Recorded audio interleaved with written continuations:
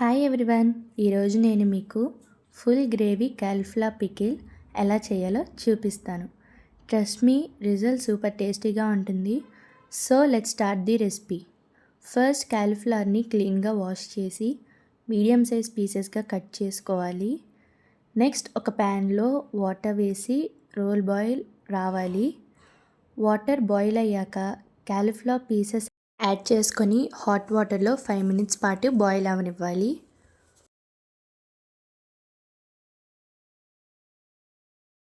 Cauliflower పీసెస్లో 1 tablespoon of సాల్ట్ని add చేసుకొని మిక్స్ చేసుకోవాలి.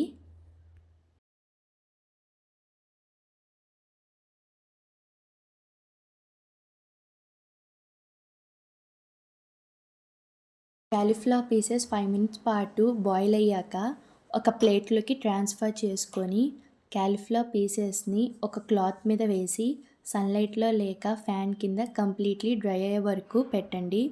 ఇది చాలా important step because cauliflower pieces ఫుల్గా డ్రై అయిపోతే పచ్చడి పాడైపోతుంది. కాలీఫ్లవర్ పీసెస్ ఫుల్గా డ్రై అయిపోయాక నౌ ఒక బౌల్లో కాలీఫ్లవర్ పీసెస్ యాడ్ చేసుకొని 1 cup chilli powder, 1/2 cup salt, 1 table spoon turmeric powder, 5 table spoons మెంతులు అండ్ ఆవ పౌడర్ యాడ్ చేసుకోవాలి. విత్ స్మాల్ స్పూన్స్ గార్లిక్ ఇష్టం ఉంటే గార్లిక్ పాట్స్ కూడా యాడ్ చేయండి. నౌ మొత్తం మిక్స్ చేసుకోవాలి.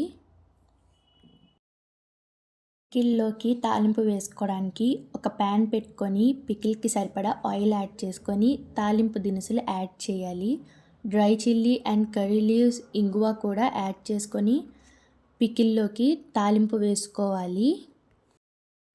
పికిల్లోకి తాలింపుని యాడ్ చేసుకునేటప్పుడు హాట్గా ఉండకుండా ఫుల్గా కూల్ అయ్యాకనే పికిల్లోకి తాలింపుని అనేది యాడ్ చేసుకోవాలి. ఎందుకంటే హాట్గా ఉన్నప్పుడు వేసుకుంటే కాలీఫ్లవర్ పీస్ అనేది మెత్తగా అయిపోతుంది.